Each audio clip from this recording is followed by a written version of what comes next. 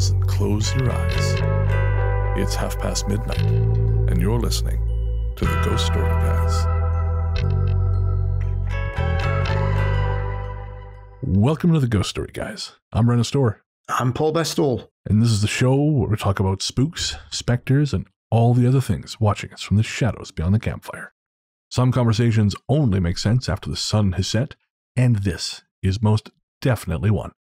Thanks for tuning in. This is episode number 141, and we're coming to you from that tiny mountain cabin you dream about, but can never quite reach.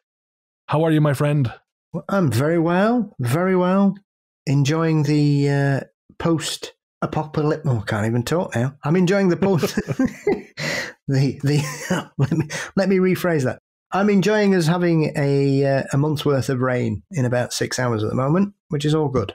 Oh, that's fair. I mean, judging from the tan you have right now, as I'm watching you on my screen, you've been getting enough summer weather that this compensates. It'll do for the time being, yes. You really, folks, I cannot tell you enough. He has a very impressive tan. Glowing. I'm literally hiding in the dark of my office.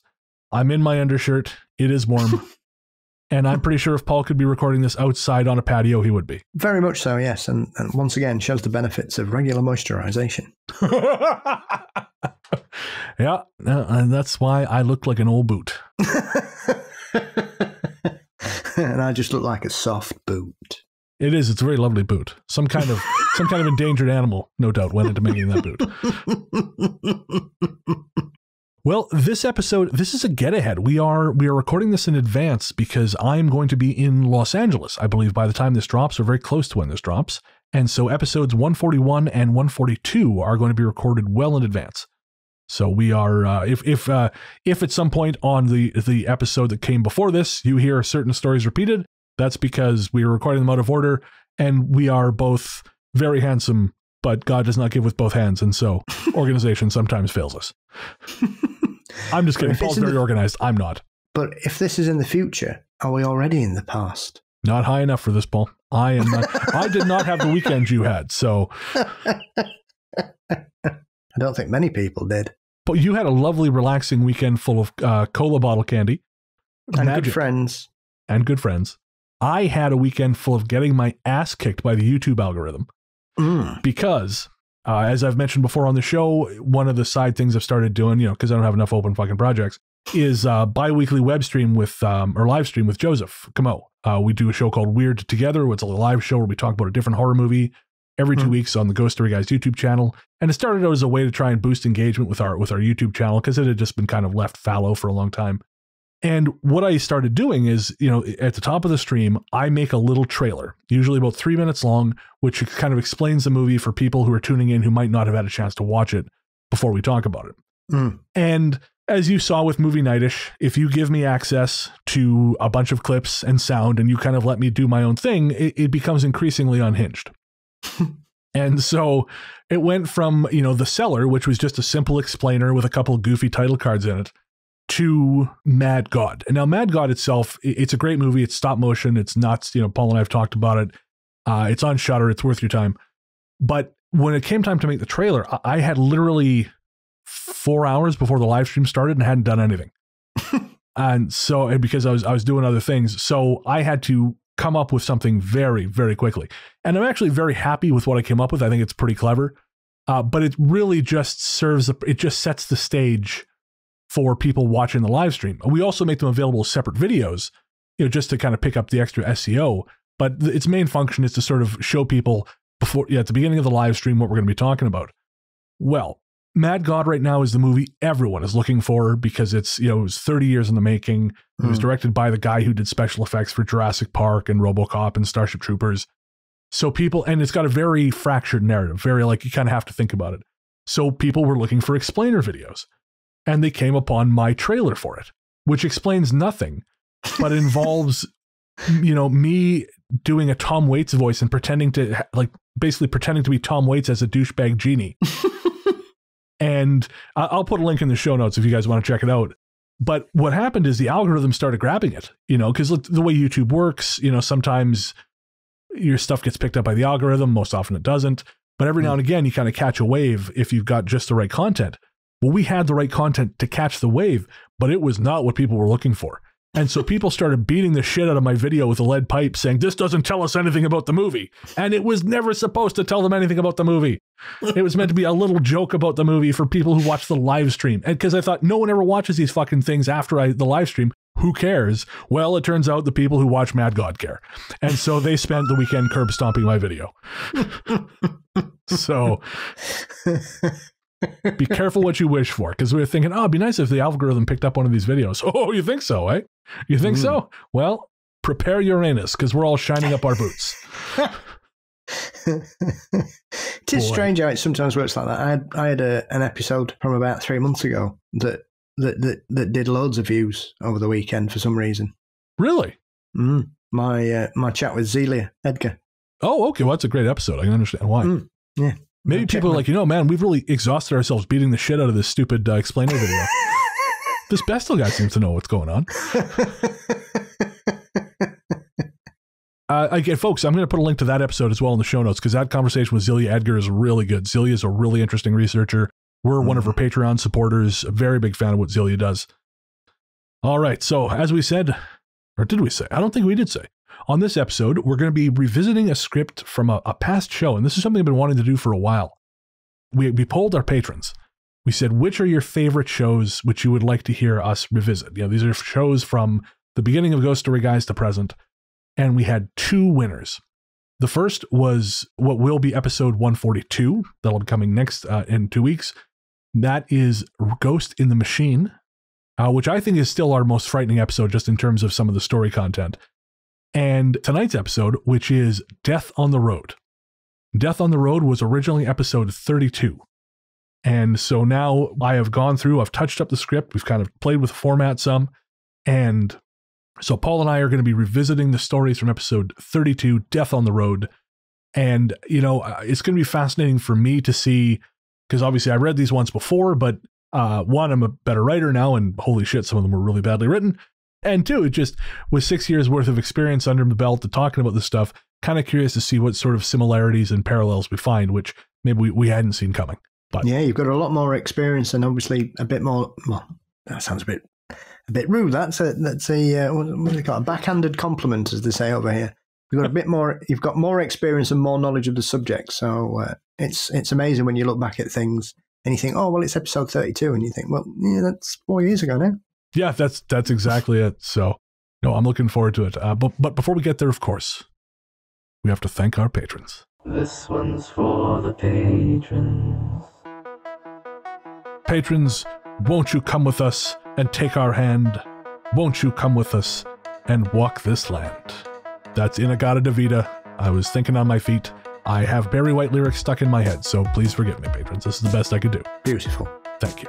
Now, of course, we'd like to thank all our patrons, and ordinarily this would be where we thank the new patrons, but because this is a future episode, we're not going to have, we don't have those names. So if you have signed up since episode 140, please know that we will thank you on episode 143. Once I'm back from Los Angeles, we will have a brand new episode. We'll have everyone's names who've signed up. We'll have a fresh Ghost Force shout out, all that good stuff. But for now, we just want to say thank you to everyone who's a patron. You guys make all this possible. You guys make it possible for me to pay the bills, to send a little bit of money to Luke and to Paul and, to everyone else who kind of helps us when we have cash to give. And it's just, it's a joy and a pleasure and an honor. And so we just want to both say thank you from the bottom of our terrible, terrible hearts. And if you'd like to join the team, head to patreon.com/ghoststoryguys. We'll tell you at the end of the show about all the cool shit you get, but we will say, for $1 a month, you get an ad-free feed, and who doesn't want that? Ads suck. So, again, that's patreon.com/ghoststoryguys. All right, one final shout out. Music for this program is composed by Rainy Days for Ghosts. Rainy Days for Ghosts is the project of film journalist and composer Jerry Smith. Jerry is based out of Southern California. And if you would like to hire Rainy Days for Ghosts to make music for your podcasts, Jerry does take commissions. Find him on Twitter at JerryIsJustOK or by emailing rainydaysforghosts@gmail.com. All right, now we're going to take a quick break, and we'll be right back with stories of death on the road.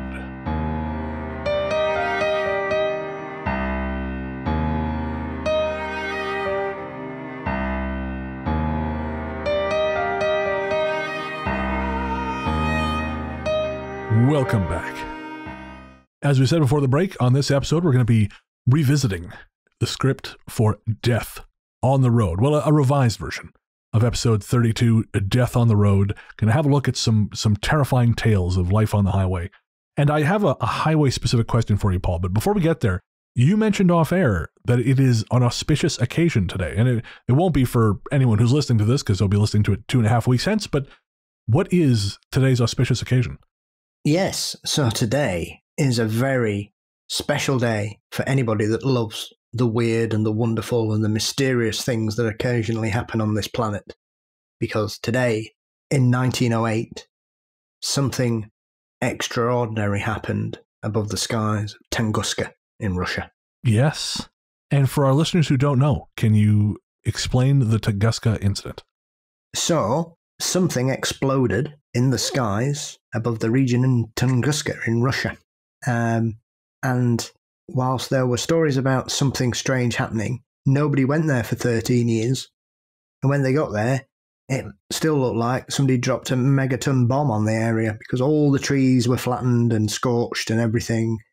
And the only sort of place, I'm trying to think how many miles, it was quite a considerable distance of this explosive shockwave that had hit, that the direct hit point, all the trees were stood up and everything else, they were just scattered like skittles. I've actually just put some pictures on the Instagram that were taken when the first explorer went there in 1921. So those pictures are from 13 years afterwards, and it looks like it's just happened. Holy shit. Why did it take 13 years? That seems crazy, considering were they aware that there had been an event of this magnitude? They were aware something had happened. I mean, it was widely reported at the time, but you've got to remember this is Siberia at the turn of the 20th century. It's thousands of miles from anywhere. So it took them, basically you've got like a 4 or 5 month window to get there and get back. And if you don't, you're dead. So, and half the time, because it's permafrost and tundra, in the summer it turns into like a boggy swamp. So it's like really hard to get through. And then obviously it turns into freezing winter because the temperature extremes in that region are crazy. So at the time when it happened, it was widely reported. In London, we had three consecutive days where there was no night. Holy shit. Because the light was it just gave off such an illuminescence in the area, and it was seen for thousands of miles. So it was a crazy event, but it just literally, they had to wait. And it's caused numerous scientists and conspiracy theories to put forward all kinds of theories, though the general consensus now is that it was a very rare, I think they're called Shot Meteors, where they explode above the ground. Oh, okay, yeah, right. Because there's no evidence anything hit. There's no crater, but there's an impact zone. And they've never found, as far as I'm aware, they've yet to find any evidence, though obviously Stalin had an expedition go there in 1949, and people claim that things were discovered that have been squirreled away. Of course, yeah. So, yeah, they still argue about it. That's fascinating. I knew that the explosion, I thought it had sort of just been like accepted that it was a meteor impact, but obviously I didn't realize there was no crater. No, there's no crater. They never found any fragments of anything. Bizarre. Yeah, I mean, if that had landed, we'd all know what that crater was, because it would probably probably go to Finland, because they reckon it was about 12 megatons, which is 12,000 tons of dynamite. Shit. That went off. Weirdly, thinking about the meteor that explodes before it hits the ground, that actually happened to Revelstoke in 1965. Mm? And I just pulled up an article, and it's basically, windows rattled and doors shook last night as residents wondered about all the commotion. Mm. One woman rushing to the door to see what was up as the rumblings continued felt the doorknob rattle in her hands. Those who looked outside saw brilliant flashes of light all over the sky. The thunder-like bangs lasted fully 10 minutes. And it was a meteor exploded just north of Revelstoke. And they found a couple pieces, and I think it's called carbonaceous chondrite. Yeah. It's the kind of rock that they believe could potentially harbor extraterrestrial life. Uh-huh. And they've actually, I think they've got a piece of this at the Revelstoke Museum. But was a hell of a show. And as I say, it didn't. I don't believe it impacted. I think it exploded before it ever hit the ground. Yeah. They pieces of meteors trade for thousands. Really? Oh yeah, big time. You can make some serious money with meteor fragments. So what you're saying is we need to start a small business as meteor hunters. There are people who are professional meteor hunters who will dash out wherever they can and sell the bits. Really? Yeah. You can talk thousands. You can make a comfortable, if you, I mean, obviously we're talking about very rare events. Right. Unless you can fly all over the world. But you can make some substantial amounts of cash through trading meteor fragments to the right people. There's a big black market in it. I'll be damned. I'm not surprised that you know this, but I did not realize that this market exists. That's fucking crazy. Big business. It's one of those, well, they're fabulous things. You know, you've got to remember, until about 250 years ago, nobody believed anything fell from the sky. God, we're dumb. As a people, we're dumb, Paul. You know, you and I were talking off air about these guys who said in like 1890 something that everything that can be invented has been invented. And what an absolute dong he must feel like, you know, looking down or looking up, I guess, from, you know, whatever hell awaits people who died back then. Yeah, he probably invested all in on Betamax. And HD DVD. Laserdisc. All right, so from fire in the sky, sorry, Travis Walton, we're now going to more terrestrial concerns with death on the road. Now, Paul, I got to ask, have you ever had something strange? I mean, I assume this is you. I can't imagine there's a no at the end of this question, but tell me about something strange that has happened to you on the road. I mean, preferably while in the car, but doesn't have to be in the car. Oh, I mean, you told us a fabulous car-related story on the last episode, but we're not going to make you relive that. Okay, thank you.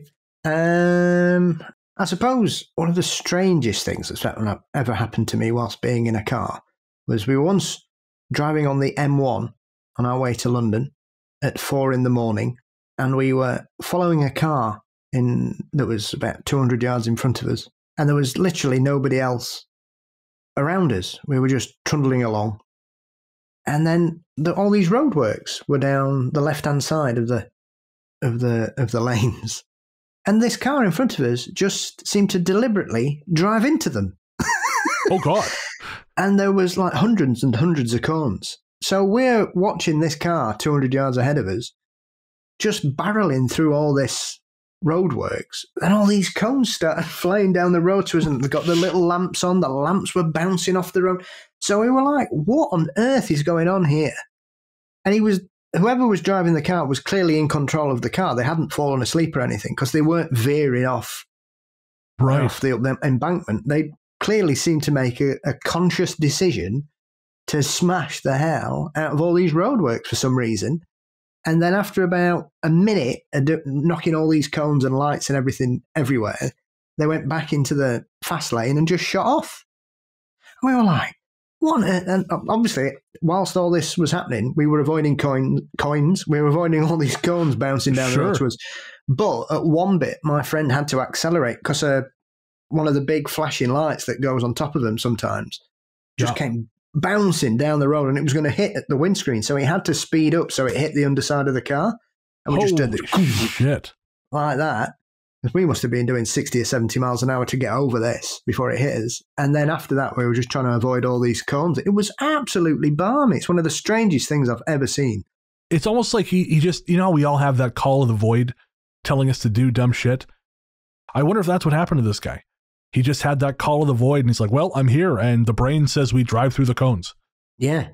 Very, I mean, like I say, it was just one of those things, because it was just so strange as to make no sense, because whatever the reasons were, he would have clearly done quite a considerable amount of damage, because regardless of the fact he's hit plastic cones, still driving through hundreds of them over and over and over. So it was just really odd. Well, mine is a tale of technological folly. I was, of course, I practically grew up in a video store, which will surprise no one. My uncle managed the local video store for 30 some years. And so I would, even, after I came back to town, or after I moved, I would come back to town and I would still go in the video store and shoot the breeze over the counter. That was just a thing you did, right? That was like social club. We used to have impromptu family reunions in the parking lot because we would all end up visiting at the same time. So just a bunch of little Italians out there smoking and laughing and saying unprintable things. But anyways, so one day I'm standing there in the video store, shooting the breeze with my uncle over the counter, and all of a sudden we hear this crash. Now, the video store, there is a road, it's on a corner. And it's on a corner of a very busy road, Victoria Road, which is sort of like the main artery in town. And then that is directly in front of us. And then to our left is Campbell Street. So coming up Campbell, we hear this crash, crash, crash. And now finally we look out the side window and a Toyota RAV4 is systematically ramming into every single vehicle parked along Campbell Road, because Campbell has angled parking. So it's just smashing each one of these vehicles in the backside. And we're thinking, what the fuck is happening? Then it clips the last vehicle. That seems to straighten out its trajectory. It zooms across Victoria Road. Now, Victoria Road, on the other side of it, there's a slight embankment, and then there's the railroad tracks. This thing hits the slight embankment, goes airborne. I remember seeing the underside of the axles and crashes down on the train tracks, and that's what it finally is disabled. And thankfully, some people came, and there was an older woman. They pulled her out of the car, and they managed to clear it off the tracks before there was any kind of trouble with the trains. But I guess what happened was, you remember that issue a few years back with Toyotas where the gas pedals were sticking? That's what happened. The pedal in her RAV4 stuck. And I don't know if some people said it was because the mats were bunching up underneath it. Whatever the reason, she lost control of this thing. It started accelerating just, again, uncontrollably. And she had no control over steering. She had no control over anything. So what we saw was just this thing like literally ramming into solid surfaces until it straightened out enough that it could drive across the street. Again, get some pretty impressive air for a RAV4. Toyota owners out there, if you're looking for a good time, those things can get some air. Don't actually do that. I'm kidding. And came down hard. So that was probably that was one of them. I think I've probably got other stories of people doing dumb things on the road, but that's probably my top one off the top of my head. Well, now that we've got our own weirdness out of the way, it's time for the stories.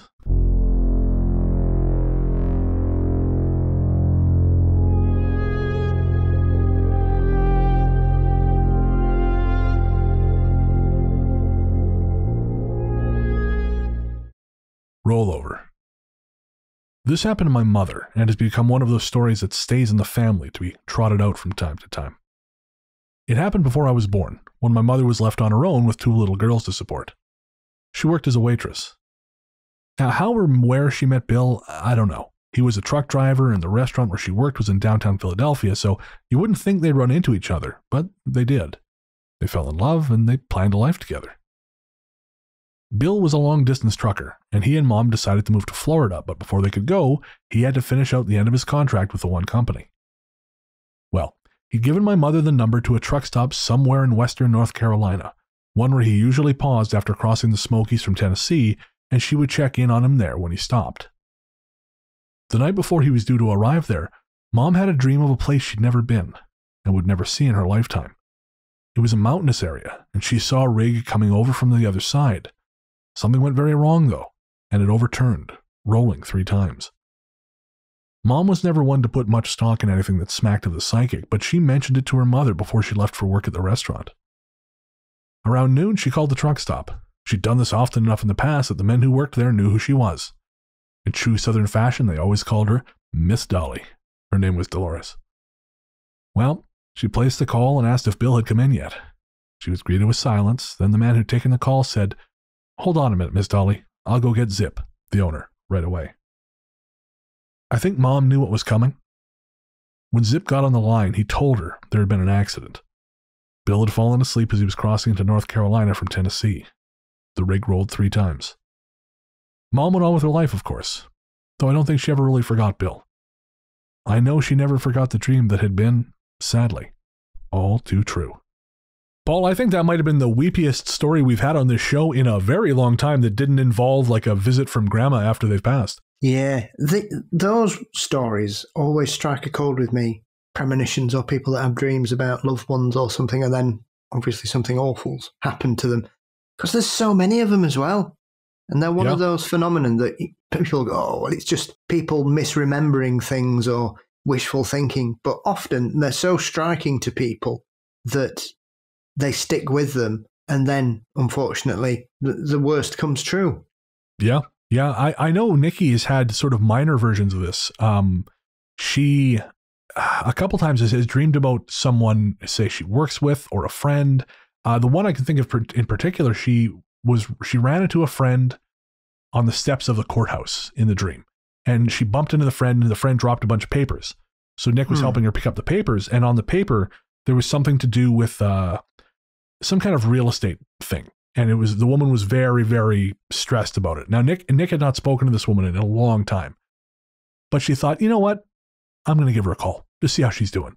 And sure enough, she was actually struggling with, I want to say, like a title transfer or something like that, some kind of real estate thing that, like she inherited a house, but it actually was turning out to be a real nightmare. She was trying to figure out what she was going to do with it, but it was not that far off from what Nick had dreamed the night before. Yeah. I don't have those dreams, and I'm glad, because I don't want to know what the future holds. It scares the shit out of me. Yeah, I just have really odd dreams now. Well, you're still catching up on years of dreaming. Yeah. Yes. I had one the other day about arranging Holly Johnson to come to my house for Christmas dinner for some reason, and he was quite happy to do so. Now, Holly Johnson to me sounds like the name of a Christmas-themed porn performer. I assume that is not who it is in this case. Holly Johnson is the legendary lead singer of Frankie Goes to Hollywood. Okay, there we go. Yep. I'm glad, because that has replaced the image I had in my head, which wasn't great. It involved the placement of a wreath. I'll leave the rest to your imagination.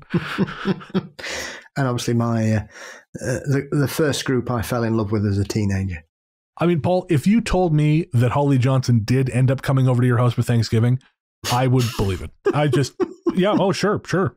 I mean, didn't you had a friend who didn't they had tea with Richie Blackmore? No, I had tea with Richie Blackmore. Oh, you had tea with Richie Blackmore. One of my school friends, it was his uncle, and he turned up in his chauffeur-driven Bentley dressed like a wizard. That's amazing. Kids, nice. Google Richie Blackmore. Was he very nice? He was very nice. Yeah. There we go. For a wizard. You never know what to expect with wizards. Well, having heard him play the guitar, he's clearly magic. Absolutely. No argument here. And yeah, kids, look up Richie Blackmore. Yes. And if you can find some of the amazing rock and roll stories about Richie Blackmore, even more fun. Yes. There you go. Especially the sacking Dio story. Oh, of course. Which, I mean, imagine having the chutzpah to fire Dio. Yeah. During a gig. Yeah. Have you heard this story? I have not. Folks, you're the rock and roll guys now. Yeah, woo! So Ian Anderson from Jethro Tull tells this story that he was once at a festival somewhere in America, and they were doing a I think they were supporting Rainbow. I think, yeah, it would have been Rainbow. Yeah. And so Blackmore came over to Anderson, because they're both very tall men, aren't they? And said, "Oh, what do you think to the new lead singer?" So Ian Anderson was a bit stoned. So for a joke, he said, "Yeah, he's really good, but he's too short, isn't he? I think he's too short." So he went, Do you think he's too short?" And he went, Yeah. He went, "Okay." And then about 2 hours later, Ian Anderson's in the bar having a drink, and Dio comes out really upset and angry. He says, "Richie Blackmore sacked me. He says I'm too short to be a singer." Wow. And Ian's like, "Oh, what a bastard. I'll go and have a word with him for you." And eventually had to talk Blackmore into taking him back, and just, blamed it on being drunk and stuff. But Anderson caused it and then had to fix it. That's incredible. Is there such a thing as too small to be a singer? I mean, I saw John Anderson from Yes performing at a solo show once, and that guy is literally pocket size. Like he's like the Borrowers. I just that seems like I don't know that there is necessarily a restriction on such things. Yeah, it's one of those things, isn't it? I don't think it matters these days, does it? But back in those days, I'm sure some people would view being height challenged as something as uncool. But yeah, it was quite one of those things, I think. Yeah, he was Steve Perry. That guy could belt it out, and he's 5'7". I mean, anyways, this became an unexpected detour into rock and roll history, audience. Yes, and the less said about Rainbow's performance in Sheffield that caused another lead singer to be sacked will be safe for a different audience. Google that shit, folks. Yes. What we're going to do for this episode is we had some stories in the script that were worth telling, but not long enough that we thought there's going to be much to comment on. So for a couple of these, we're going to have just short stories with no commentary, and then we will have a proper story with Paul and me chatting about it after those. So coming up next are 2 shorts, followed by a full-length story. Always lock your doors. Many years ago, I was on a shift called Meet and Turn. This is where the driver that is domiciled out of the city will drive a load halfway to its destination, while the other driver that meets him halfway and brings the load to where it needs to be delivered. I'd been doing runs like these for several months, and I consistently found myself getting on point an hour before the other driver. On one run, I found myself waiting in the dark, empty lot around 3 a.m, and since there was some time to kill, I decided to close my eyes and take a short nap. About 10 minutes into my nap, I was awakened by a barking dog. I tried to ignore it, but the bark carried on for several minutes, and it grew louder and closer. At this point, it became clear that either he's trying to alert me to something, or he's just being a pain in the butt. So I sat up and looked out of my window, and what I saw left me motionless. Standing there, inches on the other side of the glass, was a large man around 35 years of age, and he was barking at me. His eyes were crazy, and he was even frothing a little from his mouth. The sheer creepiness struck me, and gently, without making any sudden movements, I reached down, started my truck, and slowly started pulling away. As I was doing so, he was chasing after me, much like you would expect an angry dog, and still barking as I kept pulling away. Needless to say, I don't take naps on the job anymore. The Lizard. My friend and I were driving late one night on I-37 in southwestern Texas, going towards Corpus Christi, when we both decided we were too tired to go on. I pulled off into a truck parking lot and we both fell asleep. A little while later, we were startled awake by a loud bang on the side of the cab.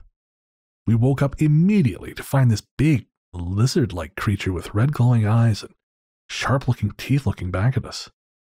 I couldn't tell you how long it stood there looking at us, but then it flew off over the cab and it was gone. I never saw it again. No, I didn't fall asleep watching Jeepers Creepers and have a bad dream, and no, I don't care if you don't believe me. But my friend and I, we both know what we saw. Alright, so we're going to do the commercial thing.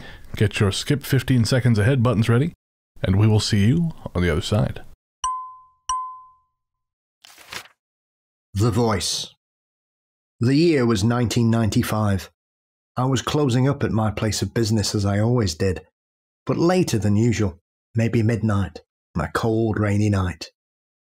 I called my boyfriend, now my husband of almost 20 years, and asked if he would come to see me lock up and escort me home.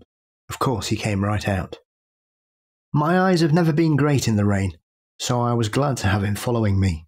As I merged onto the highway, I quickly saw that I was going to have trouble, since there was 2 semi-trucks coming up fast, one in each lane, travelling almost side by side. I decided to go for it, and almost immediately ended up in the middle lane between the 2 trucks, and they decided to mess with me. In the rain. I tried to slow down to lose them. I tried to speed up to lose them. All the time my boyfriend was stuck back in his vehicle behind us and could only watch. Back then, I was bad for not wearing seatbelts, so if something had gone wrong, I was just going to die. No ifs and no buts. My car's radio had been playing this entire time, and it was during an advertisement that it happened. While I drove between these trucks with the radio blaring in the rain, with my boyfriend worrying behind me, I heard a voice. Not an ordinary voice, not a voice I had ever known. The deepest voice I've ever heard a man speak said, "Put your seatbelt on." That's it. I did not hesitate. I reached for my seatbelt and clicked it. That was that. I know it did not come over the radio because it surrounded me, and it was so loud and so direct, you couldn't refuse it. I got home safely that night. Days later, I mentioned the voice to an elderly lady at work, and she had heard it before. She told me that as a small child she lived in the city and had a crib next to the upper floor window. She distinctly remembers hearing a voice as deep as I said saying simply, "No, get back in." She also said she did not hesitate and lay to sleep right away by that open window. I also mentioned it to my hairdresser. She reluctantly told me a story about the time her and her son were sitting in the drive-through line at Taco Bell when a deep voice that seemed to come from everywhere said, "Lock your doors." She didn't hesitate. A moment later, a man came to her window and knocked on it. In her rearview mirror, she saw another man behind the car. When she cracked the window, the first man asked for a cigarette. Then he tried to open the door. She panicked, handed a cigarette out of the cracked window, and then the first man motioned to the second, and they were gone. Sorry. It always reminds me, when anybody talks about that, I always laugh because there's a famous clip of Tiger Woods warming up at a golf tournament somewhere, and somebody got a drone with a speaker on, and he was hitting some practice shots. And then all of a sudden it just goes, "Maximize your glutes." Fucking hilarious. I'll see if I can find it. Maximize your glutes. Well, I mean, valuable knowledge. I don't know how much butts have to do with golf swing, but I'm not a professional golfer. No, I can't find it now, sadly.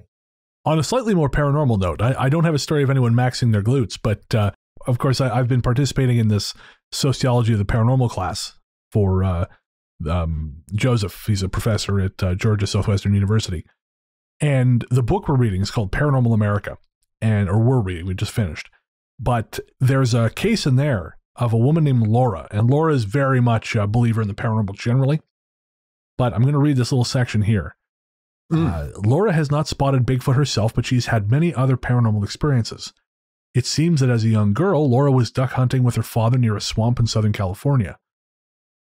She was crouched next to her father behind some tall grass, waiting for ducks to fly overhead, when she heard a male voice in her head yelling at her, "Laura, move your head now," it said. She ducked down and at that very moment heard a gunshot. It seems that duck hunters on the other side of the swamp had fired at a duck crossing in front of Laura's position. If Laura had not ducked, she claims, she would have been shot directly in the face, and she believes that the voice she heard was that of a guardian angel sent to protect her. Her father was not so warned, however, and was hit in the face. He lived the remainder of his life with bullet fragments embedded in his forehead. And, I mean, setting apart the absolute shit deal of, someone next to you having a guardian angel and you not, it's kind of interesting that people do hear these voices. Yeah. I remember... Myself included. Of course, yeah. Which we talked about in the Jim Harold show. Or have there been more occasions? No, that's the only clear memory I have of an incident like that. Right. And for folks, if this is your first show, check out episode 139, Shadows Beyond the Campfire with Jim Harold. That's where Paul told that particular story. It's a really great story. I don't necessarily have any story like that, but I remember reading, and I've talked about this on the show before, there's a book called Command and Control, which it's by Eric Schlosser. It's about the history of nuclear near misses in the West since the advent of nuclear weapons. And the whole thing is set against the backdrop of this one facility in, I think, Iowa in, I want to say, the 80s, when a Titan II missile was damaged during routine maintenance and it started spewing fuel everywhere. They didn't know what to do. So in the end, some genius at, up the chain of command thought, well, we'll just turn on the extractor fans. The problem was that the fuel vapor was so dense by that point that just the friction of the fans turning on was enough to ignite it. And now, bear in mind, this is a nuclear missile facility. This thing is built solely of concrete and gumption. And it blew apart like a child's toy, like a castle made of sugar cubes. It just blew apart. And there's this one story, and this is an official story. One of the guys who was present on the outside, because there was no one inside that I'm aware of, of course, he was floored by the shockwave, and he kind of got himself to his feet. And then he heard a voice right in his ear yell, "Run." And so he ran. And just after he did, this enormous pillar of concrete and rebar crashed down where he had been standing. He would have been flattened instantly. And I think he was speared through the ankle with a piece of rebar, but that's a hell of a lot better than being crushed. Yeah. And I mean, I know our longtime listeners will have heard me talk about this book before, but I really do recommend it because one, it's a fascinating narrative. I don't think enough people realize how close we've come to nuclear obliteration on several occasions, almost all of them owing to computer error. But what's fascinating is that the story, the backdrop of the story, this accident, a near nuclear detonation in Iowa, it happened with a rocket that had been cycled from another facility. Now, I guess how this works with the Titan II missiles, or how it used to work, I don't know if it still does, is they would cycle them through facilities. So one rocket would not stay in the same facility for all that long before it went elsewhere. Well, the rocket that was in the facility, the rocket that was punctured by accident, and what happened was during maintenance, I think it was like a nut or a widget or something, because it's quite large because of what they're working on. It slipped out of the guy's hands and bounced and punctured the stage 1 fuel tank. And of course, the way these rockets are built, it's almost like pop cans. If it starts to empty, it crumples because what's keeping it whole is the material inside it. And so just above that fuel was oxidizer. And of course, these two things mix, and that is boom city. So again, this thing was accidentally punctured, and they're trying to figure out, what do we do? Well, this missile had been cycled from another facility where a mysterious fire had killed a number of workers. And the government was never able to determine exactly what caused that fire. I think the official report was someone must have been welding up on the 3rd floor, and that caused the fire. But people and bear in mind, this is not a paranormal book. This is a history book. But people who were working in the facility who survived said no one was welding. There is no known cause for this fire, but it killed a number of people in that facility. And prior to that fire, there had been documented reports of manual equipment moving on its own or operating on its own. And so whatever happened there, the missile survived. It was moved to this other facility, and then this happened. So this is almost like a very large cursed object. But it's, anyways, it's a fascinating read. I think I bring it up on every 12th show or something. But it's a really, really good book. I really like Schlosser's stuff. I've read Fast Food Nation and I think a couple of his other books. But again, it's shocking how many times we have been at the nuclear brink and not realized it. And I can't exactly remember how we got here from Voices on the Road, but let's move away from nuclear Armageddon before we end the story, because I don't want to leave people on that note. I saw an adorable pug today when I went for breakfast. Seeing a dog on a walk always brightens my heart. That's it. Except one time, and I probably told this story. I think I've told you guys all my stories. I was walking home from coffee over in Cook Street Village, and there was this big Mastiff, big, wonderful dog, wagging his tail, very happy face, tongue hanging out. He saw me, and he's like, oh, he went crazy, and he's like literally jumped up, put his arms on my shoulders, his paws on my shoulders, and was looking at my face like, oh, that's cute, And his owner was this lady. She seemed very freaked out, and I said, it's okay. I'm not afraid. I'm not worried. It's okay. Yeah. So he eventually goes down, and I was like, oh, that's a nice little interaction. I start walking home, and then I look down and I realize there is fluid on my shirt, Paul. And I look back and I realize that dog has a big old boner. Now I know why he was so happy to see me. Hitchhiker. When I was trucking and on a run through East Central Texas, I was on my way back to Louisiana in the middle of the night. I was driving up a hill on a smaller state highway when my truck started acting funny. It was slowing down as I approached the top of the hill, and I couldn't make it go any faster.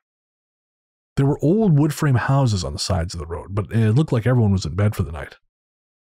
The wind was blowing leaves across the road in front of me, and something about that didn't look right to me.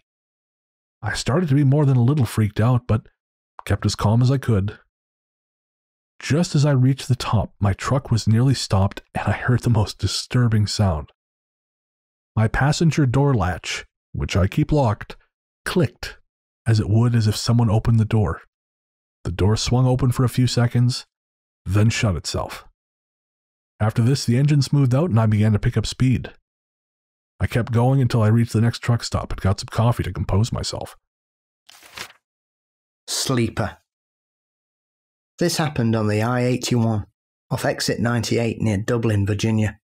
It was around 3:30 in the morning and I couldn't keep my eyes open anymore, so I decided to pull in for the night. There's a fast food joint in the area, so I pulled into their empty lot, released my brakes, and stumbled back into the sleeper for the night.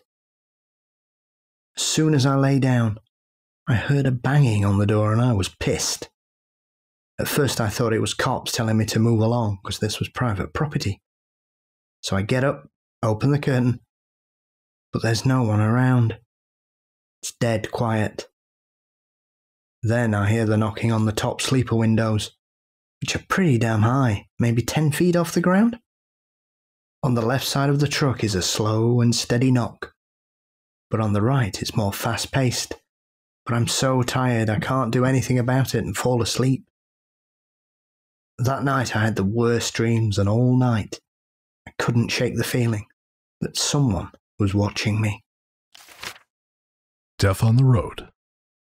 Nearly 6 years ago, I moved to Texas from Florida for work, and as I had some time before the new job started, I decided to drive the whole way. I was driving a 2-year-old Chevy Tahoe pickup with a horse truck. I have 2 horses, and a trailer caravan combo. It was about 2 a.m., and I decided to find somewhere to pull over for a break. Just outside Paris, Texas, I finally saw a sign advertising a truck stop and 24-hour diner ahead.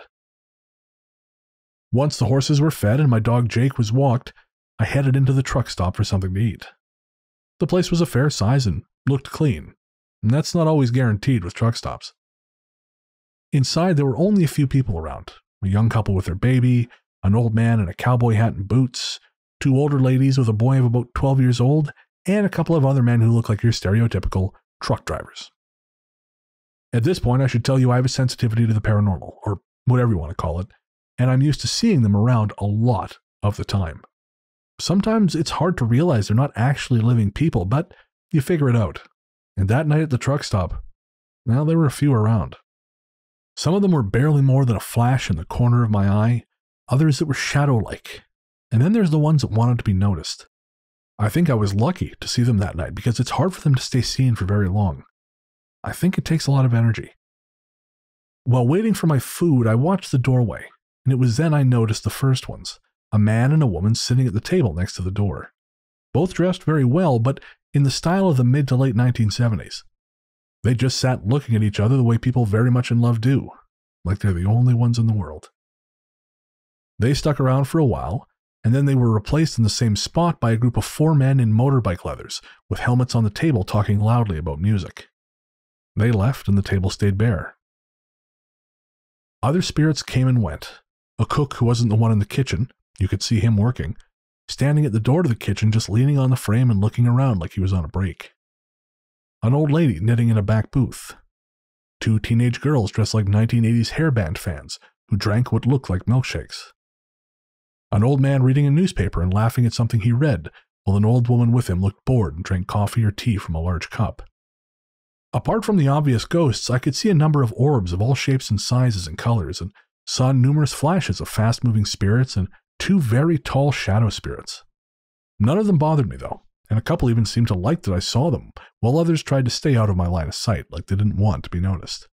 It was a brilliant thing to see. It had been a long time since I'd seen so many spirits in one place at one time, and I felt as though it was fate for me to be there that night. I really love that story. I don't necessarily know that I 100% believe it, but I just think that's such a cool, prototypical ghost story, As someone who's done a lot of long-haul driving, there's something magical about a truck stop at night, and you're willing to believe almost anything is possible. Does the UK have that kind of road culture? That place, because I haven't really spent much time over there driving. Well, you can probably drive from one end of England to another in 12 hours. Really? Yeah. Oh, wow. I mean, like top to bottom, or side to side? You can get from the northeast to Cornwall in about 12 hours. Oh, that's crazy to think. Yeah. Well, where we live in Sheffield, you can get to the south coast in 4 hours, and you can get past Newcastle in 4 hours. Wow. Okay. So yeah, I was just contemplating if you were going to drive from sort of the northeast border of England all the way down to Cornwall to, say, John O'Groats or somewhere like that. Yeah, say, I don't know, Berwick, which is one of the most northern towns in England, though it's everybody there speaks with a Scottish accent. So from there down to John O'Groats, I would imagine you could probably do it in about 12 hours, I think. That's crazy. I guess intellectually, like, I knew that, but I just never thought about it in terms of that, whereas, I mean, here, if you leave Victoria, get on the mainland, I think 12 hours just gets you to the Alberta border. I think. That's wild. Yeah. You've got to remember the UK can fit inside several US states. Of course, I always forget that. Yeah, I always... It's not that big a place here. We complain about driving somewhere for 2 hours. I mean, the way fuel prices are right now, I get it. But the only benefit about fuel prices is it's still vastly cheaper than getting a train anywhere. Really? Oh yeah, train prices in the UK are hilarious. It's cheaper to fly to a foreign country than it is to catch the train from cities in the UK. That's madness. So, I mean, because you guys, you have a great train network, so this is just the Tories trying to fuck everything up? It's been the same for a very long time. It's ridiculous. Oh, It is ridiculous. Huh, that's a shame, because, yeah, I mean, I've always admired the rail infrastructure over there, because I love train journeys. They're fab. That's one of my favourite things is riding on a train somewhere with some music on, or a podcast and a book or a magazine or something, just chilling out with a bag of snacks. Yeah. And just watching the world go by and passing places that you've never been to and probably never will. So I always find it quite therapeutic, especially on a dark December night when you're travelling at night and you can see the Christmas trees lighting up every house. Oh, that sounds quite nice. Beautiful, actually, that bit. The seeing things from the train, that reminds me of... a friend of mine used to live in Coquitlam, which is over on the mainland. And so to go visit her, I would have to take the SkyTrain out there. And it would always be in the evening when I'd be coming, usually the evening when I was going out, but sometimes, usually evening at least one way, sometimes evening both ways. And I remember I would always pass this motel. And the only real light on this motel was, for some reason, it had a peaked roof and there were blue Christmas lights. That's all it had on this motel. And I remember thinking, what is that place's goddamn deal? Why would anyone have a setup like this with just blue Christmas lights? One day I got to check that place out. I just kind of filed it away. Eventually my friend moved. I stopped making that trip. And then I want to say a few years later, another friend was moving, and they had no one else. So they asked if me and another buddy would help them move. So he's like, all right, fine, sure. So we got the moving truck. I booked a random hotel on Expedia. It was close. It was cheap. Fine. Pull up to the motel at that night. It's the motel with the blue lights. And, it was just, there was something weirdly comforting about it. In a way, it was a little bit like, this sounds super stupid, but when I was playing GTA 5, which is, I think, has one of the most fully realized game worlds I've ever played around in, prior to, say, Red Dead Redemption 2. Yeah. I remember using a vending machine in a motel and just marveling at this thing, like, this just exists. And then, of course, no, there's actually a mission that eventually takes you there, and it's significant. It's not random. And I had my own little GTA 5 moment. So I'm pretty sure I'm living in a video game, is what I'm saying here, Paul. We're going to take a quick break to pay the bills, and then we'll be right back with more stories. Confusion. My adopted mother was a long-haul trucker for more than 20 years. One time it was around 9:30 p.m. at night on a road in Arkansas when a herd of deer ran out into the middle of the road. The traffic went from 70 miles an hour to braking right away. There were 2 other 18-wheelers out in front of her and 3 cars in front of them, so you can imagine the outcome. The 18-wheelers had to stop so quickly that they jackknifed, clearing everything in their path, including the cab of the truck. It was a mess. There was wreckage and pulverized deer all over the road. Luckily, my mum had been following far enough back that she had enough time to stop. As she pulled off the median, she noticed a man standing 6 feet from her trailer. She couldn't figure how he had gotten so close to her trailer so fast without her seeing him. She said he had one hand across his chest and one hand in his pocket, looking confused. When police arrived, one of them questioned my mother, and as she told this story, she said, "Someone needs to check this guy out back by my trailer. He looks really confused and he might wander off into the traffic."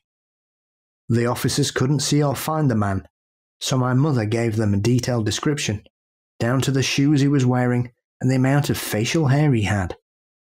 He walked away for a minute, and when he came back he said, "The man that you've described is the owner of the wrecked 18-wheeler. He was found dead at the scene." She was in shock as the cop just turned around and walked the other way. After she left, she stopped at a truck stop, and on the news was the wreck she just witnessed. There'd been 4 fatalities that night, and the man she saw next to her truck was confirmed to have died in that accident. Weeping.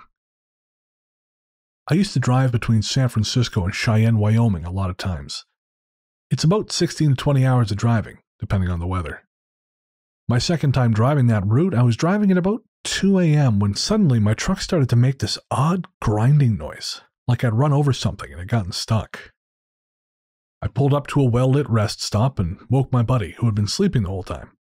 As we got out of the truck, I explained what I had heard, but was interrupted by what sounded like a kid crying. We were totally alone at that rest stop, but at the same time, we had heard stories about child trafficking and kidnapping, so we decided to check it out. The noise seemed to be coming from the bathroom, so we grabbed our flashlights and made our way toward them. As we got closer, we realized it was coming from the woman's bathroom. A low, dull sobbing. And we prepared for the worst. We walked in expecting to see someone brutally beaten or worse, but it was completely empty. We could still hear the crying, but there was no one anywhere. We called out, checked each stall, and even looked exactly where the noise was coming from. Nothing. We couldn't figure out if we were being pranked or not. Maybe there was a hidden camera or a speaker. I mean, it seemed like a long shot, but who knows? The noise kept going until my buddy opened a small window. Then it stopped dead. We waited for a few seconds because we weren't sure what that implied. Then the window slammed shut on its own and the crying started again. We were out of that bathroom in seconds, and as we ran toward the truck, you could still hear the crying.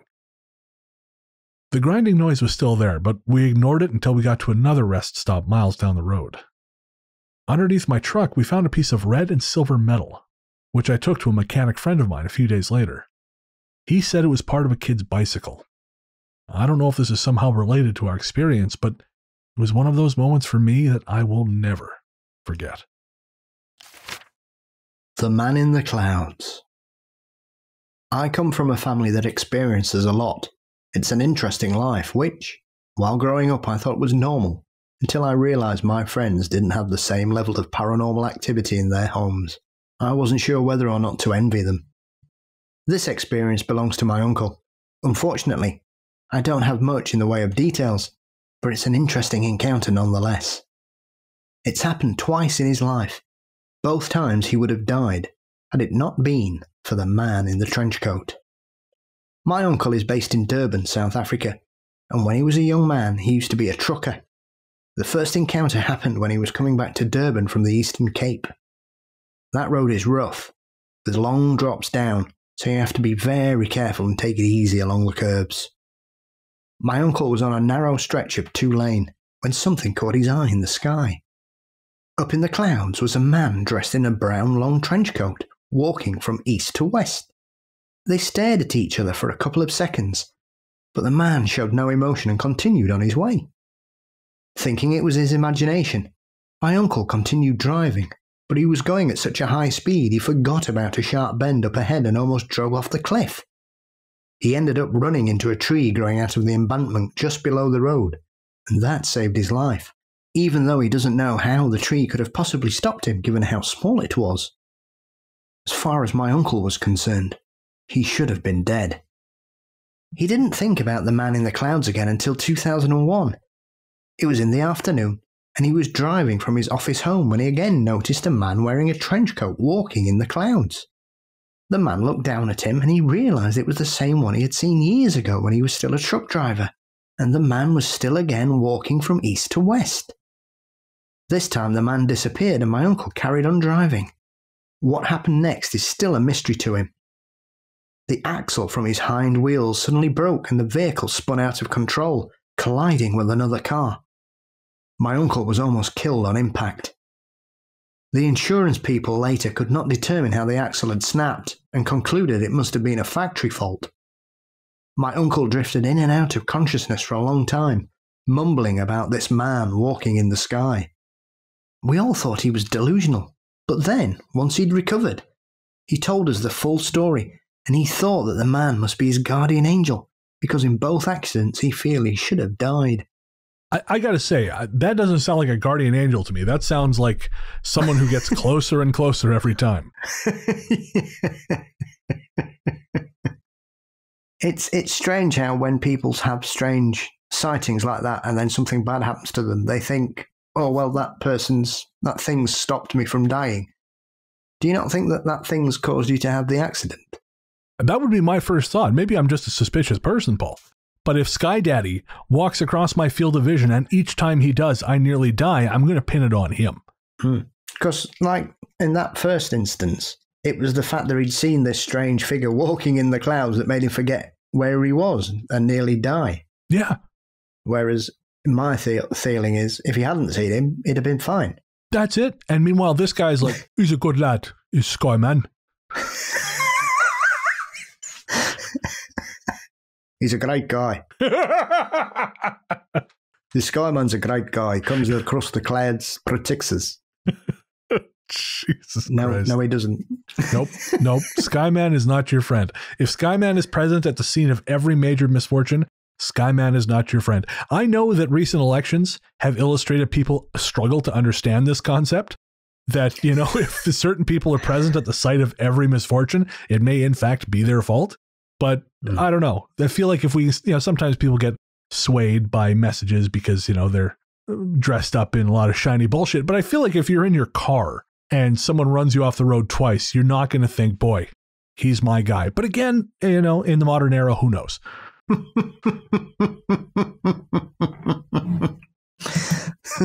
I didn't think the face-eating tiger would eat my face, says the guy who voted for the face-eating tiger. Who knew? No, we couldn't have known, Paul. It was fundamentally unknowable. I remember watching a documentary about people who had strange pets, and they interviewed a chap who got a pet alligator that was about 12 foot long that he used to bathe with. And I thought, this relationship isn't going to last much longer. It will last about as long as he will, which is to say, not long. People are strange. Did it end the way that I imagine it did? I didn't take it enough details. I thought, I'm not going to waste my life trying to find out when this man gets eaten by his pet, but it's going to happen. Yeah. It reminds me that Luke just posted something in the private group we have, and it was about hippos and how, like sharks get a really bad rap. But, really, in order for it to be killed by a shark, you really got to try. You got to be putting in the work. And whereas hippos, everyone thinks, oh, they're adorable. They're hungry and they've got a whole game about that. And those motherfuckers. Talk to me about hippos. Yeah. There you go. Hippos. They're like, I don't know. What's the Richard Kuklinski, that big Polish hitman? They're like the Richard Kuklinski of the natural world. Allegedly. Obviously, it's one of those arguments when they talk about what's the most dangerous animal in the world, and then somebody goes, oh, but people don't mention mosquitoes. Mosquitoes kill thousands of people. Yeah, all right. So really, you need to say, well, what's the most dangerous mammal or land animal? And everybody goes, oh, well, it's lions, it's tigers, it's cheetahs. But it's probably, if we're talking about mammals in general, hippos are far and away. They are. I remember watching a documentary, and it's one of those like when animals attack, and often they're not that bad, right? And it was a guy who'd gone on his honeymoon with his bride, and I've forgotten where they were. They were in Africa somewhere, obviously, and they were just paddling along beautifully, and they were attacked by a hippo, and it killed his wife. Oh my God! And it was extremely graphic as well. It was horrific. Oh really? So you saw? Oh, no, he didn't see it. He was just describing what happened. Oh, I see, right.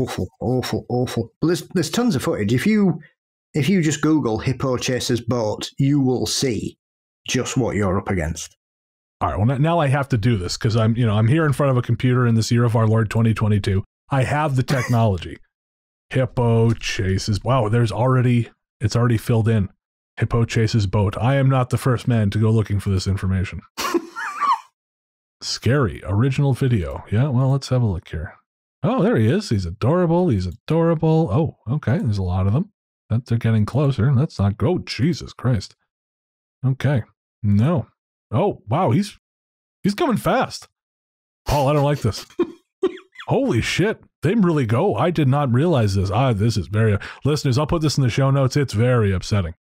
This has got nothing to do with the paranormal, but goddamn, this is very natural, and it shows you how the natural world is a nightmare. This is why I don't go outside.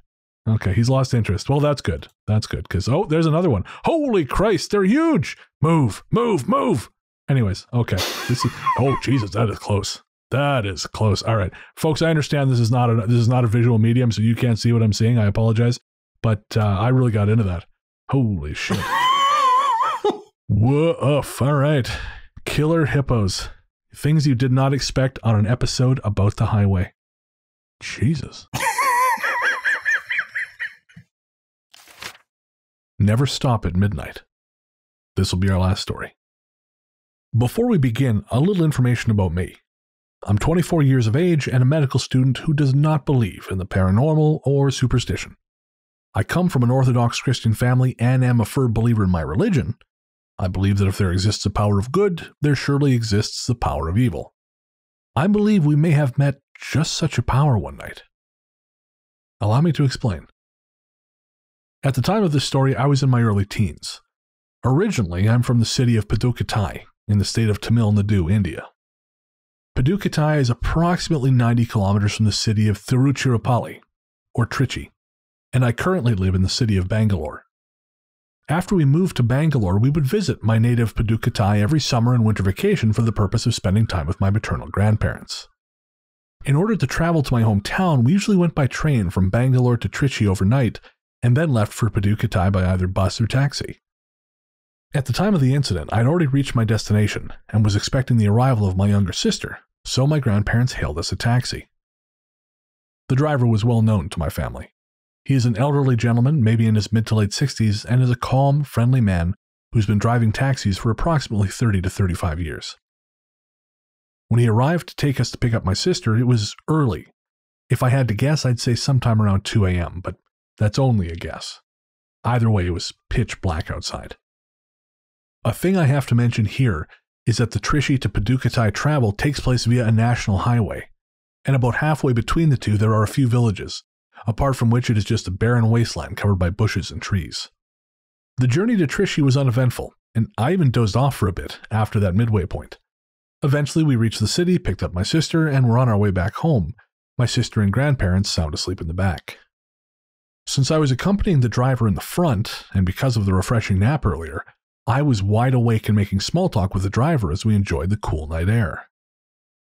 If you are familiar with these parts, you will know that the highway is not especially well lit. We just had moonlight and the car's headlights lighting up the road in front of us, and a little bit of the trees on either side. There is a certain stretch of this highway that always gives me the creeps, because the trees almost completely envelop the road from above, making it pitch black. Around 4 a.m., we were traveling on our merry way at a speed of about 60 kilometers per hour.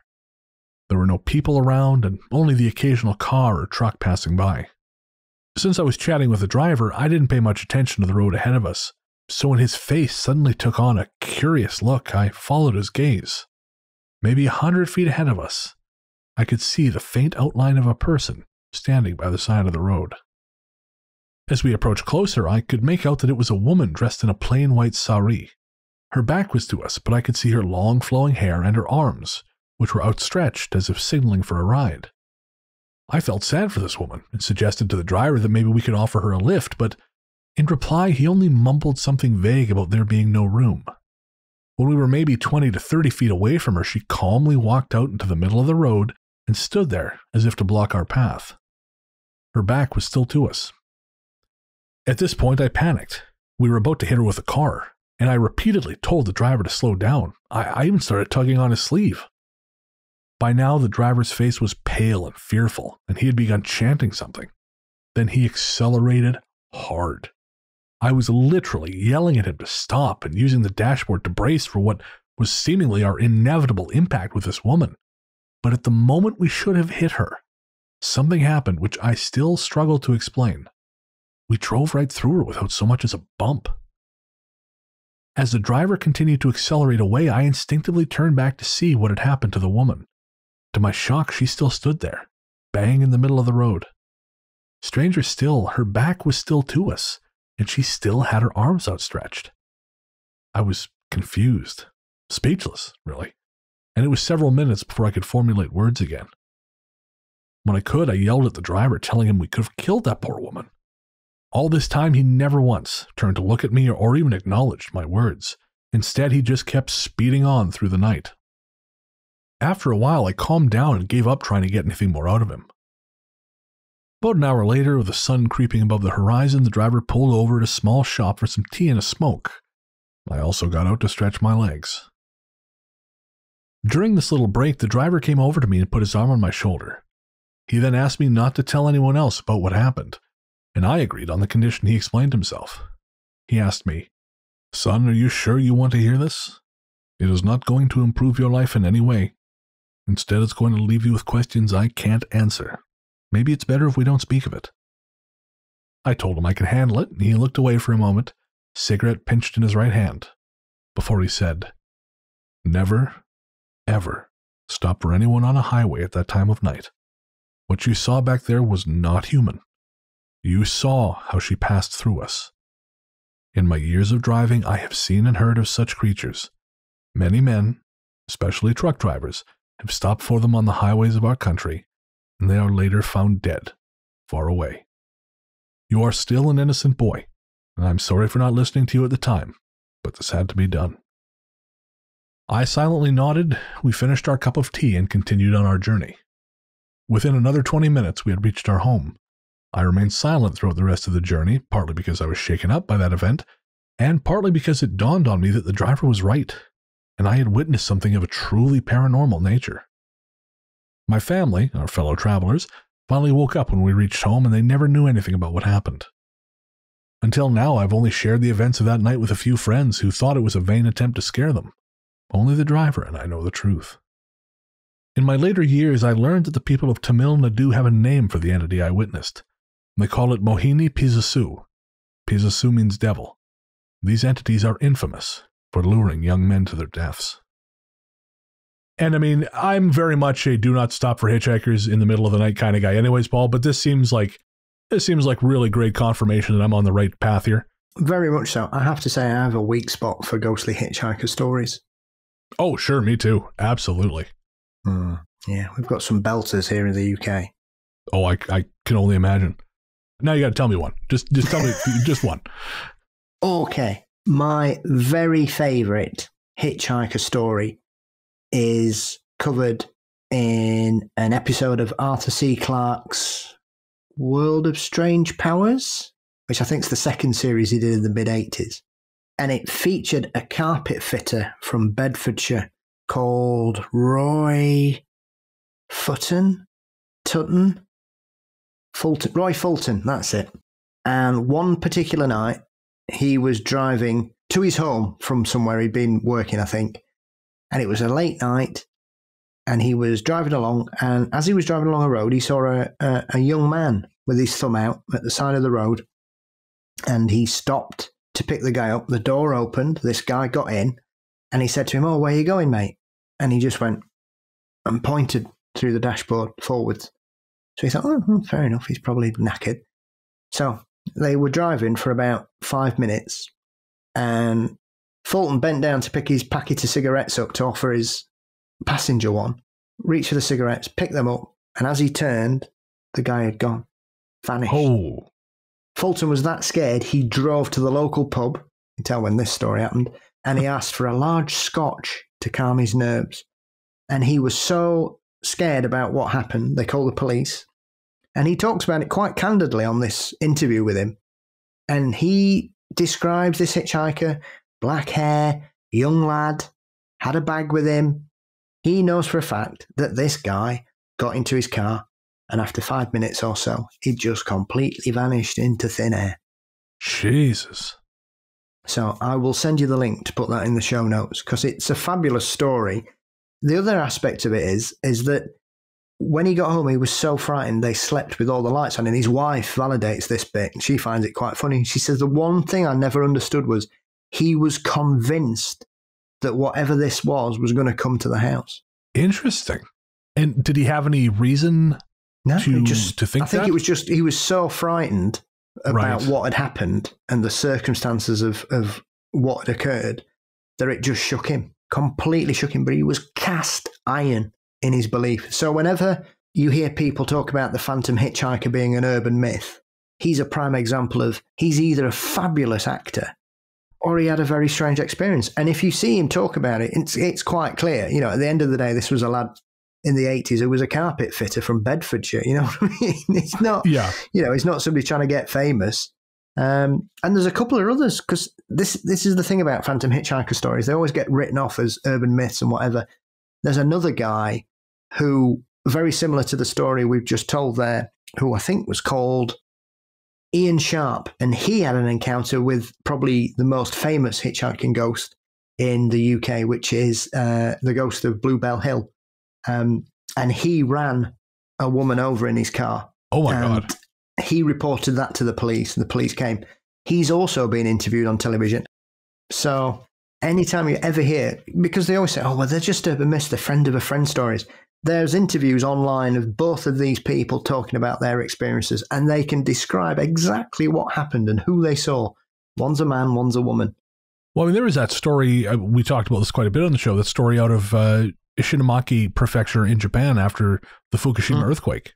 Yes. You know, after the tidal wave, or the tsunami rather, and, you know, the people who would get into cabs and disappear. And, you know, I mean, that made it as far as unsolved mysteries, and there seemed to be a number of first-hand encounters. It's one of those things that people go, oh, it's just poo-poo. If you look into it, you'll find people who are very happy to talk about what happened. So, you know, there are obviously some stories like Bloody Mary and whatever that seem to be more myth than reality.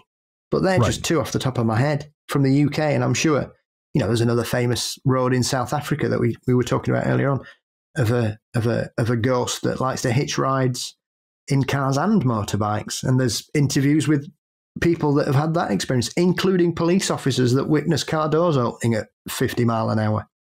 Once again, there's interviews with those officers, because they were going to arrest the first guy that turned up because they thought he was taking the Michael.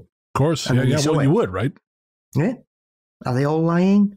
Well, that's it. You know, that's it. Past a certain point, you just have to accept, even if you're not a believer in, you know, you don't necessarily believe in ghosts, because ghosts mean that you continue living after you die. You just have to accept that something is happening. Yeah. You know, what it is, we don't know, but something is happening, and that is I think at this point, an unavoidable truth. You know, again, it doesn't have to be ghosts. It doesn't have to be X, Y, or Z.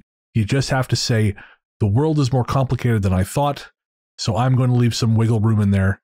That's it. That's all you got to do. Yeah. You know? Absolutely. And always appreciate that energy cannot be destroyed. It simply converts into another form.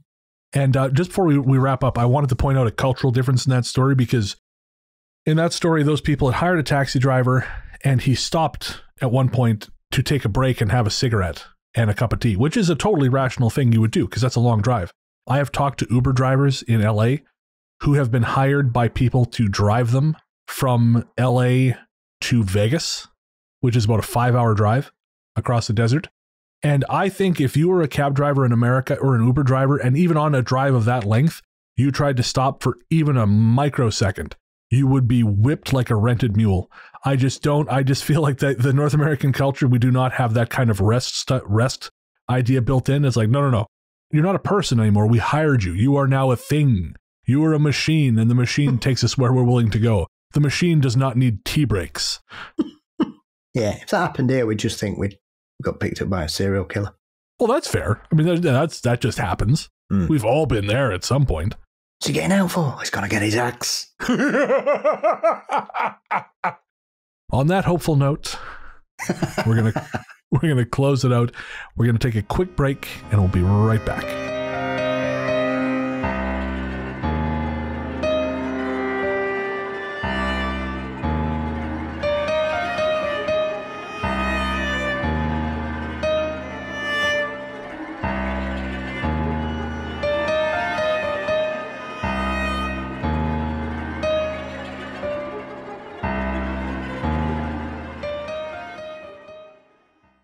Hey there, listeners. Before you reach for that skip 15 seconds ahead button, I promise you this isn't an ad. We wanted to take a minute to talk to you about mental health. On this show, I've always tried to be as honest and open as possible about my struggles with depression and anxiety, because even though we've come a long way towards acknowledging the very real damage these things can do, there is still way too much lingering stigma about reaching out for help. And when you start to feel like there's no help, it's easy to start feeling like there's no hope.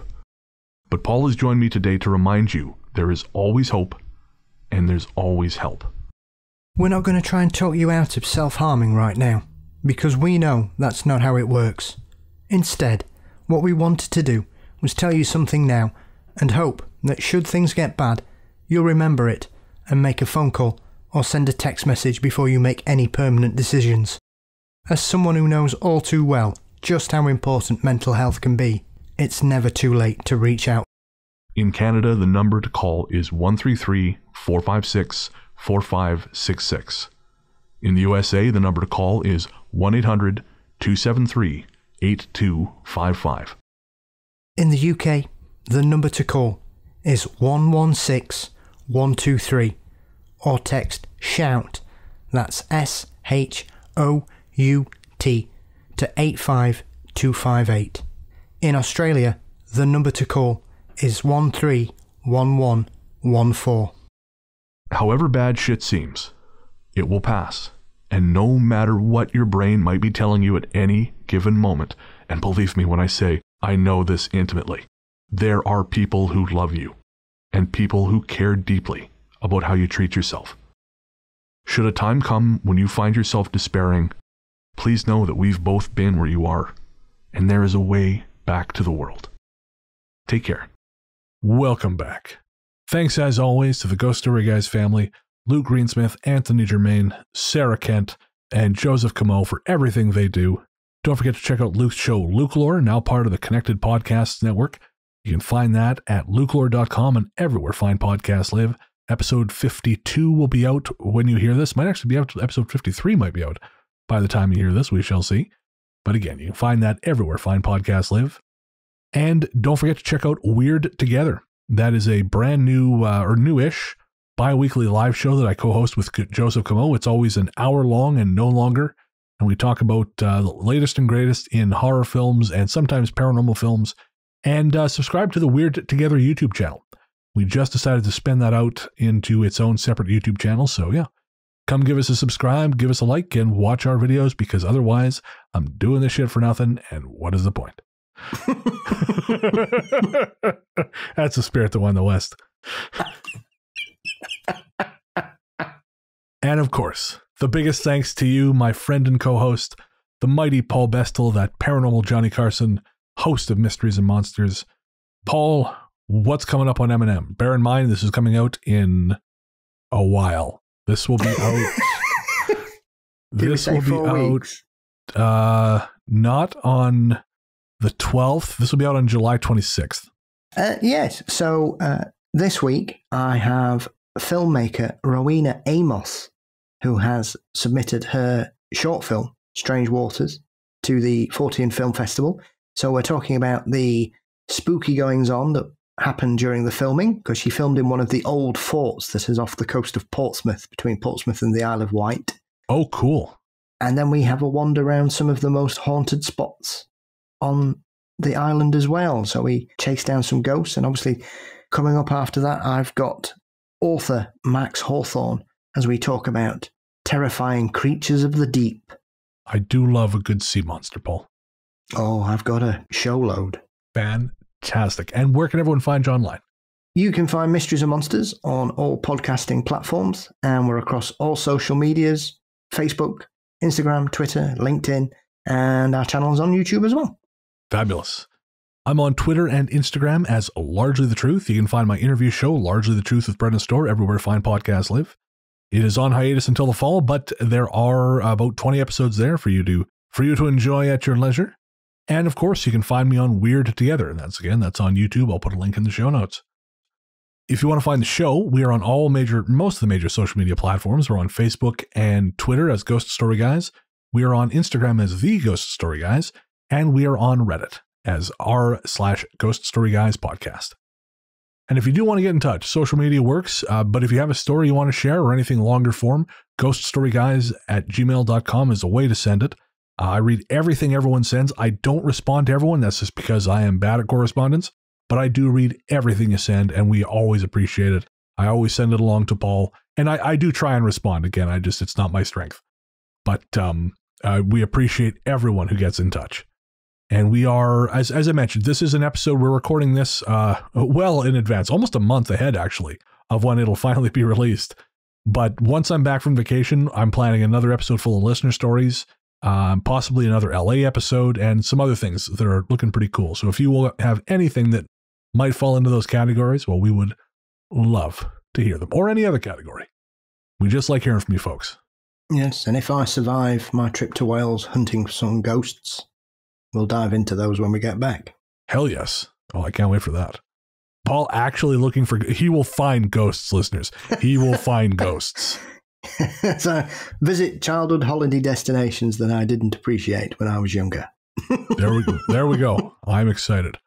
Might be a Ghost of Wales, might be a whole show. Anyways, finally, if you want to get in touch, but you don't want to type, you can always call the Ghost Line. There's something strange in your neighborhood. Who you gonna call? Ghost line. Call 1-888-588-6920. Thanks again to Amber Pease for our Ghost Line jingle. Again, that number is 1-888-588-6920. That's 1-888-588-6920. Leave your comment, question, or story as one or a series of voicemails, and we will share those on a future show. We actually just had someone leave, I want to say, 25 minutes worth of material on there, so I haven't even listened to it yet. But yeah, they left a lot of stuff. I'm really looking forward to that. And you guys have really actually been getting a lot of Ghost Line stuff, and I love it. So keep it coming, 1-888-588-6920. And of course, Patreon. How could I forget Patreon? If you want to join the Patreon team, head to patreon.com/ghoststoryguys. Again, that's patreon.com/ghoststoryguys. Get access to all our bonus materials. You get 2 bonus episodes every week. That's Book of the Dead and Host Adventures. In addition to monthly shows like me and Paul, sometimes episodes of Sunken Library, all kinds of cool stuff. And again, that's just the bonus shows. There's also physical rewards, digital rewards, and you get to be part of the awesome community we have. We have a lot of super cool people, very kind, very insightful, always have something interesting to say, and you get all of that by signing up at patreon.com/ghoststoryguys. Well, shout out to our composer, Rainy Days for Ghosts. If you like what you hear, make sure to head to rainydaysforghosts.bandcamp.com. Rainy Days for Ghosts is the project of Southern California-based film journalist and composer Jerry Smith.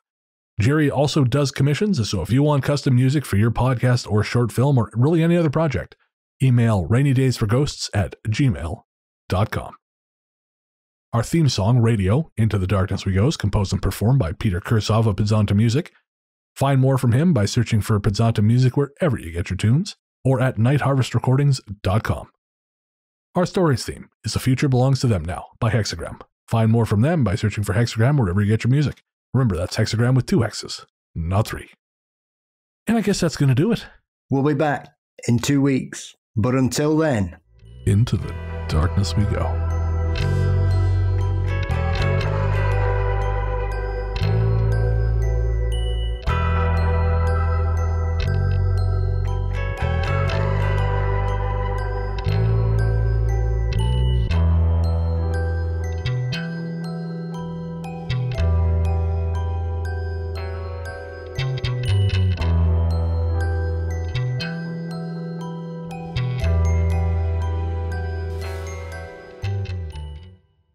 Yes. So if anybody ever tells you that it's over or it's a fad or whatever, usually they're wrong. Unless they're talking about NFTs. I was going to say something really terrible. We're recording now, so I won't subject Laro to anymore. But yeah, I was going to say the mystery of the Matterhorn shall be solved by Stephen and Gerard. Jeffrey, he knows how to plan a fly. That's what he knows how to do. Yes, he does. Can you keep your bedroom window shut, please? I assume because she was playing the violin really loudly.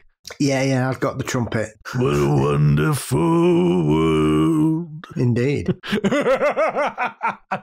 Oh, yeah. Some ultrasound and stuff. And I've been put on a training regime, so I've now started weight training. Oh, you're going to be fucking unstoppable. Jesus, that's a terrifying thought. Paul Bestel on the creatine. On the way there, I bumped into a Bedlington Terrier, because I used to own a Bedlington Terrier called Billy, and he was very fussy and friendly. And I thought, yeah, this is good. This is good. And then on the way home, I got a text message saying that my phone company were giving me a free top-of-the-range upgrade early. Hell yeah. So, yeah, it was good. Good news. Well, I'm glad we got some of those, too, after I feel like it's been a little bit of through the wars the last little while. So happen when you get me and Anthony in the same place, just in terms of like the quantum weirdness that happens when I'm around Anthony, and the even what happens to me when I'm out in the world, and then what happens to you put us all together. It's there's going to be unicorns, there's going to be medieval knights coming through portals. I don't know. Yeah, anything could. Well, I'm going out Saturday, so fuck knows what could happen. We'll wake up Sunday morning and we'll have taken St. Petersburg or something. Again, not impossible. I won't rule it out. Through line at Taco Bell. Fucking hell. Taco Bell. The poshest taco restaurant in town. Yeah, I want to be Mr. P then. You'd be Mr. Fuck Off, is what you can be. God. Let me speak to my agent. That's right. How much is my client getting for this? Absolutely nothing. Well, double that. Double that. I'm muted, but not anymore. Like, it looks like you're doing a great job, but I can't. You don't get it through the power of my mind. Oh, I can. I just don't know if the microphone can. Oh, it's so powerful. I'm sending back that Uri Geller training tape. I'm not touching that one. That's what she said.